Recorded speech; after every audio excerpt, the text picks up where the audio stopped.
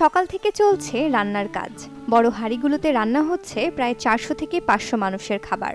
সিরাজগঞ্জের উল্লাপাড়ায় প্রতি শুক্রবার আয়োজন করা হয় বিশেষ এই আপ্যায়নের, যেখানে অতিথি হিসেবে আসেন সমাজের দুস্থ আর অসহায় মানুষরা। ব্যতিক্রমী এই মেহমানদারি দীর্ঘ প্রায় 5 বছর ধরে চালিয়ে আসছেন ইউটিউবার রফিকুল ইসলাম মানিক, যিনি মানিক নামেই বেশি পরিচিত। প্রথমে স্বল্প পরিসরে শুরু করলেও দিন দিন বৃদ্ধি পাচ্ছে মেহমানের সংখ্যা। বছর শেষের খুশি নগদে হবে বেশি। নগদ পেমেন্টে নির্দিষ্ট ক্যাটাগরির কেনাকাটায় 300 টাকা পর্যন্ত ক্যাশব্যাক। আমি তো গরিব মানুষ, আমি কিনা খেতে পারি না।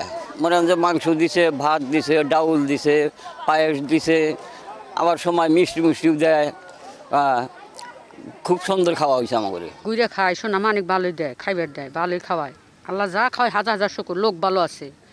দই তাওয়াতে মিষ্টি, মাংস দিয়ে ভাত দেয়, ডাউল দেয়, ভালোই খাবার দেয়। আমার গরিব হিসেবে ভালোই সাহায্য করে। সে মাংস দিছে, ভাত দিছে, ডাউল দিছে, পানির বোতল দিছে, খাওয়া ভালোই দিছে। আবার একটু পর দই দিব, পায়েস দেয়। এখানে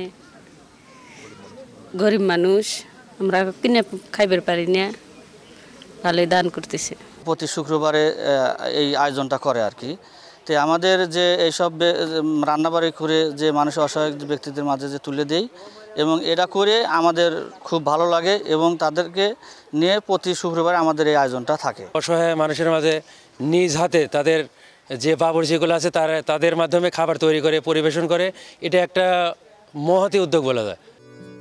একবেলা ভালো খাবার খাওয়ার সামর্থ্য যাদের নেই, তারাই সপ্তাহে একদিন ভালো মন্দ খেয়ে তৃপ্তির ঢেকুর তুলছেন। খুব কষ্ট করেছি, ক্ষুধার জ্বালা বলতে পারি না। ঠিক তখনই মহান সৃষ্টিকর্তার দরবারে একটা ফরিয়াদ ছিল যে কখনো যদি কোনো ধরনের সুযোগ সুবিধা হয়, এই সমাজের অসহায় গরিব দুঃখী যারা পয়সার অভাবে তৃপ্তি সহকারে ভালো খানা খেতে পারে না, তাদেরকে আমি আমার বাড়ির আঙিনায় নিয়ে এসে মেহমানদারি করব। সেই যে শুরু, এখন 2024 সাল অব্যাহত আছে।